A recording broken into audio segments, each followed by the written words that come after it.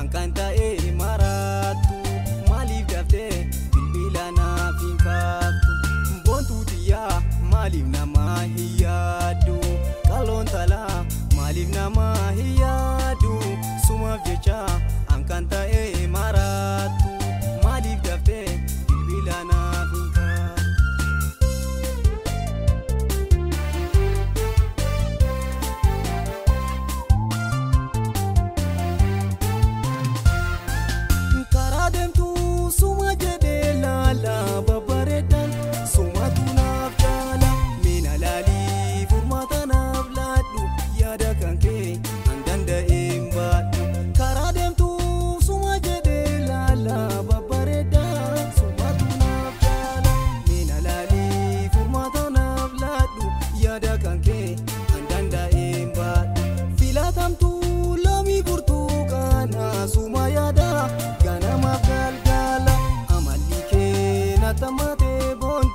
Nadakabuuf atatamaan kootu madawa jireenya kooti dameetiyaa jaalala kee mala wallaalee baay'ee biyyaa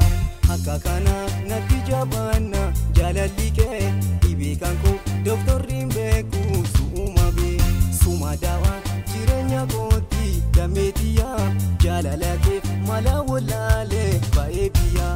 akka kana natti jabaanna jaalalli kee.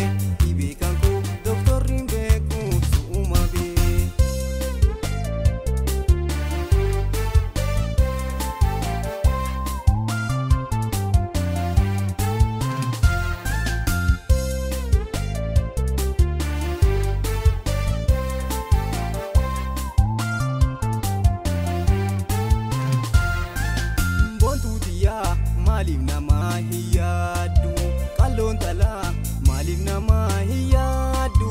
sumaaf jecha ankan ta'e maratu malif dafte bilbila naaf hin kaaftu boontuu tiyyaa malif nama hiyyadu qaloon talaa malif nama hiyyadu sumaaf jecha ankan ta'e maratu malif dafte bilbila naaf hin kaaftu.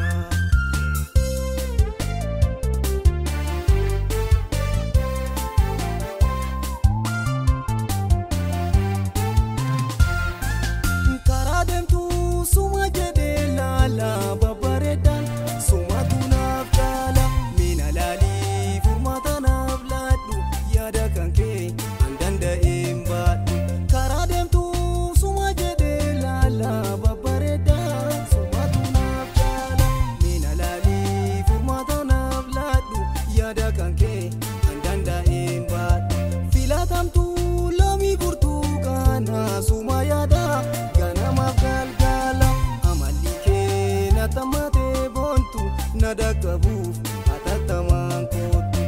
madawa jireenya kooti dameetiyaa jaalala kee mala wallaalee baay'ee biyyaa akka kana natti jabaanna jaalalli kee dhibee kan koo dooktorriin beeku su'uma bee sumadawa jireenya kooti dameetiyaa jaalala kee mala wallaalee baay'ee biyyaa akka kana natti jabaanna jaalalli kee.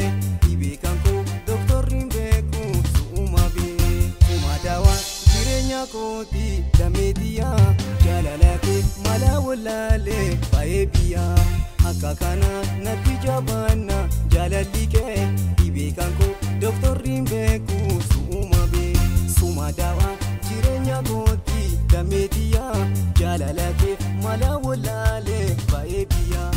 akka kana natti jabaanna.